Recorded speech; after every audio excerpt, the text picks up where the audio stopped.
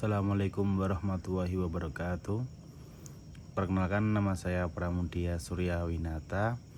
Pada kesempatan kali ini saya akan menjelaskan tentang kedudukan hadis terhadap Al-Quran dalam syariat Islam. Topik ini penting karena dalam kehidupan sehari-hari umat Islam tidak hanya berpedoman pada Al-Quran, tetapi juga pada hadis Nabi Muhammad SAW, dan banyak ibadah dan aturan agama yang tidak dapat dipahami secara lengkap tanpa adanya hadis. Pengertian Al-Quran dan hadis yaitu, yang pertama, kita perlu memahami pengertian Al-Quran dan hadis. Al-Quran adalah firman Allah Subhanahu wa Ta'ala yang diturunkan kepada Nabi Muhammad SAW melalui perantaraan malaikat Jibril secara mutawatir, dan membacanya bernilai ibadah. Sementara itu, hadis adalah segala sesuatu yang bersumber dari Nabi Muhammad SAW,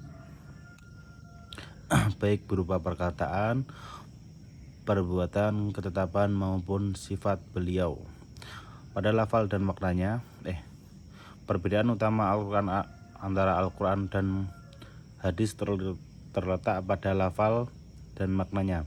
Pada Al-Quran, lafal dan makna berasal langsung dari Allah Subhanahu wa Ta'ala, sedangkan pada hadis maknanya berasal dari wahyu atau petunjuk Allah Subhanahu wa Ta'ala. Sedangkan pada hadis maknanya berasal dari wahyu atau petunjuk Allah kepada Nabi, tetapi lafalnya umumnya disampaikan oleh Nabi Muhammad SAW.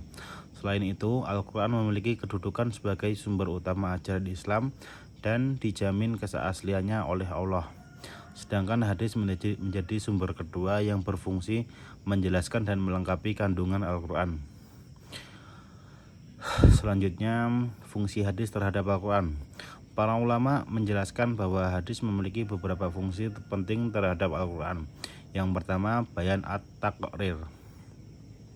Fungsi pertama adalah bayan at-taqrir, yaitu hadis berfungsi menguatkan atau menegaskan hukum yang telah disebutkan dalam Al-Quran. Contohnya adalah perintah sholat. Al-Quran memerintahkan umat Islam untuk mendirikan sholat. Kemudian hadis Nabi juga menegaskan kewajiban sholat dan menjelaskan pentingnya sholat sebagai tiang agama. Dengan demikian, hadis memperkuat ketentuan yang telah ditetapkan dalam Al-Quran. Yang kedua, fungsi kedua adalah bayan at-tafsir, yaitu hadis menjelaskan ayat-ayat Al-Quran yang masih bersifat umum, global, atau belum rinci. Contohnya adalah perintah sholat dalam Al-Quran. Allah memerintahkan umat Islam untuk melaksanakan sholat, tetapi tidak menjelaskan secara rinci jumlah rakaat, gerakan, maupun bacaan sholat. Melalui hadis, Nabi Muhammad SAW menjelaskan tata cara pelaksanaan salat. Bahkan Nabi bersabda, "Sholatlah kalian sebagaimana kalian melihat aku sholat." Karena itu, umat Islam mengetahui tata cara sholat melalui hadis. Yang ketiga, bayan at-tasyri'. Fungsi ketiga adalah bayan at-tasyri', yaitu hadis menetapkan hukum baru yang disebutkan secara jelas oleh dalam Al-Quran. Misalnya larangan memakan hewan buas yang bertaring dan burung yang bercakar tajam. Ketentuan ini dijelaskan dalam hadis Nabi meskipun tidak disebutkan secara rinci dalam Al-Quran. Hal ini menunjukkan bahwa hadis juga memiliki otoritas dalam menetapkan hukum syariat. Yang keempat, bayan an-nas. Fungsi keempat adalah bayan an-nas, yaitu hadis menjelaskan adanya penggantian atau perubahan hukum yang berlaku sebelumnya. Walaupun terdapat perbedaan pendapat di kalangan ulama mengenai bentuk dan ruang lingkupnya, fungsi ini menunjukkan bahwa hadis berperan dalam menjelaskan perkembangan hukum pada masa Rasulullah SAW. Kedudukan hadis dalam syariat. Hadis memiliki kedudukan yang sangat Yang setelah itu kedudukan hadis dalam syariat Islam. Hadis memiliki kedudukan yang sangat penting dalam syariat Islam. Setelah Al-Quran, hadis menjadi sumber hukum Islam yang kedua. Seluruh ulama sepakat bahwa hadis merupakan dasar hukum yang wajib dijadikan pedoman selama hadis tersebut sahih dan dapat dipertanggungjawabkan. Dasar yang menunjukkan kewajiban mengikuti hadis terdapat dalam Al-Quran salah satunya pada Quran surat An-Nisa ayat 59 yang artinya taatilah Allah dan taatilah Rasul serta ulil amri di antara kamu. Ayat ini menunjukkan bahwa ketaatan kepada Rasul merupakan kewajiban bagi umat Islam. Selain itu dalam Quran surat Al-Hasyr ayat 7 Allah berfirman, apa yang diberikan Rasul kepadamu maka terimalah, dan apa yang dilarangnya bagimu maka tinggalkanlah. Ayat ini menjadi bukti bahwa ajaran Rasulullah SAW harus dijadikan pedoman dalam kehidupan umat Islam. Karena itu tidak cukup bagi seorang muslim hanya berpegang pada Al-Quran tanpa memahami hadis. Keduanya saling berkaitan dan saling melengkapi. Sebagai contoh peran hadis terhadap Al-Quran. Ada banyak contoh yang menunjukkan pentingnya hadis dalam menjelaskan Al-Quran.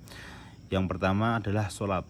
Al-Quran hanya memerintahkan sholat tetapi tidak menjelaskan tata caranya secara rinci, dan hadislah yang menjelaskan jumlah rakaat sholat subuh, zuhur, asar, maghrib, dan isya serta tata cara pelaksanaannya. Dan contoh yang kedua adalah zakat fitrah.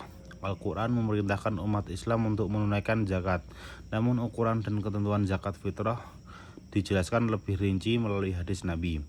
Yang ketiga adalah ibadah haji. Al-Quran memerintahkan umat Islam yang mampu untuk berhaji. Akan tetapi tata cara pelaksanaan haji dijelaskan oleh Nabi Muhammad SAW melalui hadis dan praktik beliau. Dari contoh-contoh tersebut terlihat bahwa hadis berfungsi sebagai penjelas praktis terhadap ajaran yang terdapat dalam Al-Quran. Kelebihan dan tantangan hadis. Yang selanjutnya adalah kelebihan dan tantangan hadis. Para hadis memiliki banyak kelebihan. Pertama, hadis membantu umat Islam memahami isi Al-Quran dengan lebih jelas. Kedua, hadis memberikan contoh nyata bagaimana ajaran Islam diterapkan dalam kehidupan sehari-hari melalui teladan Nabi Muhammad SAW. Ketiga, hadis menjadi sumber hukum yang dapat digunakan untuk menjawab berbagai persoalan yang tidak dijelaskan secara rinci dalam Al-Quran. Namun demikian, terdapat beberapa tantangan dalam kajian hadis. Salah satunya adalah adanya hadis palsu yang dibuat oleh pihak-pihak tertentu pada masa lalu. Karena itu para ulama mengembangkan ilmu hadis untuk meneliti keaslian suatu riwayat. Selain itu, terdapat hadis ahad yang jumlah perawinya tidak sebanyak hadis mutawatir, sehingga memerlukan penelitian lebih lanjut mengenai kualitas sanad dan matanya. Oleh sebab itu, ilmu hadis menjadi sangat penting agar umat Islam dapat membedakan hadis yang sahih, hasan maupun dhaif. Sebagai penutup, hadis memiliki kedudukan yang sangat penting dalam Islam. Hadis berfungsi menguatkan, menjelaskan, menambah, dan dalam kondisi tertentu menjelaskan perubahan hukum yang terdapat dalam Al-Quran. Selain itu, hadis merupakan sumber hukum kedua setelah Al-Quran dan menjadi pedoman bagi umat Islam dalam menjalankan syariat. Karena itu Al-Quran dan hadis tidak dapat dipisahkan. Keduanya harus dipahami dan diamalkan secara bersama-sama agar umat Islam dapat menjalankan ajaran agama dengan benar.